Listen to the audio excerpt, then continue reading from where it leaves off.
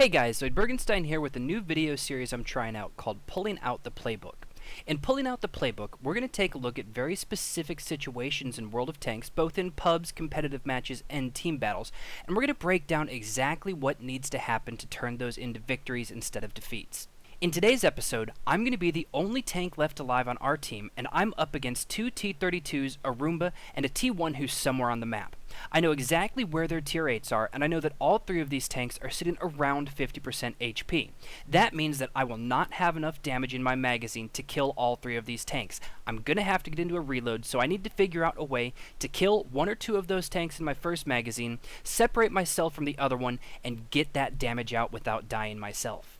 Now, the reason we're calling this video series Consulting the Playbook is we're going to break down exactly what needs to happen. If you look at the black lines that I've drawn, those are their best angles of approach to attack me. There are two of them where they won't have to crest that hill, they're going to be able to push into me and get a lot of damage out on me.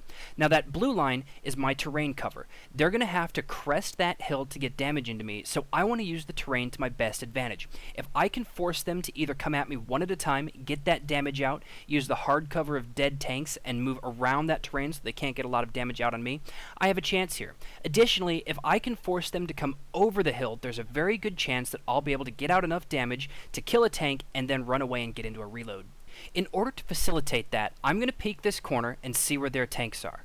By moving back around this terrain, I'm going to force them to continue to push into me. If I stay right here, they can very easily flank me over the hill, take a shot, and push a tank in front of me at the same time.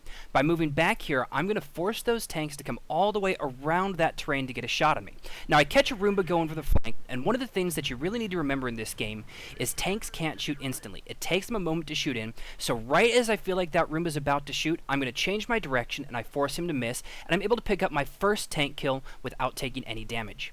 After killing the Roomba, I know that these T-32s are going to be pushing me. Now I have two options here. I can shoot on the move and hope that I get my damage in, or I can stop and make sure that I get my damage out. Because they have more HP than I have damage in my magazine, I know that I need to keep moving so that I can get to hard cover and zone that slow-moving T-32. I solo out the T-32 I have the best chance of killing, I kill him, and then I'm going to move for hard cover. In this diagram, we're going to look at four possible options I had instead of pushing into those T-32s like I did.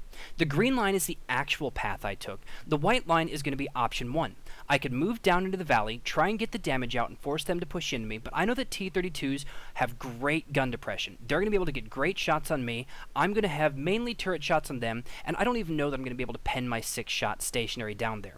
Additionally, because I have to get into my second magazine, they'll be able to push hard into me and kill me before I can ever get into that reload. If I push back on the yellow line and try and get back to what we call suicide rock, they're going to have great shots on me retreating, I'm not going to get my damage out, and I'm going to die again. I could take a more direct line in that black line towards the hard cover that I end up taking, but they're going to be able to move slightly to the east and take a hold down position behind that cover. So my only real option here is to push directly into those T-32s, make sure that I kill one, which is going to half their damage output, and then I'm going to move to hard cover. As I move to hard cover, there are a couple things going through my mind. First, I'm going to look at my HP. I've got 389 hit points. The T-32 does 320 damage per shot on average, which means that he could 2-shot me or he could 3-shot me. It's very possible it could go either way, but I know that because I play this auto-loading tank and he's low on HP, I have enough damage output that I can kill him before he gets those shots off into me, assuming I play this correctly. What I need to do is bait him into a position where I can shoot uncontested and make sure I get my damage out as fast as possible. In order to do that, I want to make sure that I don't give him a hold down position. I want to be able to move around his turret and get those shots out. I actually make a huge blunder here. I'm not familiar with this terrain, and I move into an area where I only have that turret shot on him, and he's able to get a shot on me. I've just let him even this up, and I have to make sure that I can come in here and get these shots off before he gets a shot off on me. Fortunately, he's turned his barrel, so I'm able to move past it, and I get these shots off, killing the T-32 before he had a chance to kill me. Now again, I'm sitting at 356 hit points, so he would have to roll high to get that one shot on me, but I made that way too close. I could have won that very easily. Instead, I gave myself a heart attack. With just one Tier 1 left in play, I'm going to go for the win here. I beeline for their cap, knowing that it takes 1 minute and 40 seconds for a cap to be successful. That means that I have to get there within the next 15 seconds. I think I'm going to do it. As it turns out, I'm a couple seconds off, and I don't actually make it in time. Their T1, however, is in position to get on that cap and gets on right as that 140 tick hits. If I was in a slower tank, we might be in a lot of trouble. Fortunately though, a 5100 can make it back across the map steps very easily in time to stop that cap. Now because he's on that cap, I have a feeling that he's playing for win. I'm a little bit boggled when he gets off that cap. That means that instead of going for the win, he's going to be playing for draw. That means that I absolutely have to hunt him down. There's no way that I can cap in time, so without finding and killing this Tier 1, this map will end in a draw. I assume that he's probably going to move to the east, so I'm going to approach from the east side of my flag. The east gives him a lot more soft cover. There are a lot more hills that he can take cover behind. The west side, however, does have a lot more hard cover, but I have a feeling that if he tries to move for that hard cover on the west, I will get the spot on him and I'll be able to chase him down. With a minute left to play, there's plenty of time. Now this really shocked me. This is just one of those things that you see in team battles when you're playing teams that may not have a lot of competitive experience. He gets back on the cap. There's absolutely no reason for him to get back on that cap. All he does is give away his position and let me know that I can push right into him. With 2 shots left, I'm going to be very careful. I've got 34 seconds left on the clock. There's no way that this Tier 1 can kill me. So instead of taking a lengthy shot, I'm just going to move right up into him where I literally can't miss, and I'm going to blow that Tier 1 up.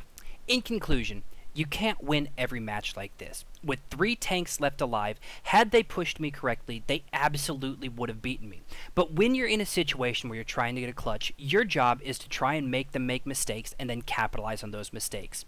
If I can set up situations where I'm going to bring them into 1v1s against my auto-loading tank, and then they're going to give me an escape where I can get into that reload, I stand the best chance of being able to take down 3 Tier 8s and staying alive myself. So anytime you're in a situation like that, don't get frustrated if you get blown up. That's what happens to us most of the time. But if you play it correctly, there is a good chance that you can come out of this with a win, especially against other inexperienced players. Thank you guys for tuning in. This is the first of these videos, so make sure in the comments you say what you like, what you'd rather see, if this is even an enjoyable series of videos, and I will see you guys in my next World of Tanks video.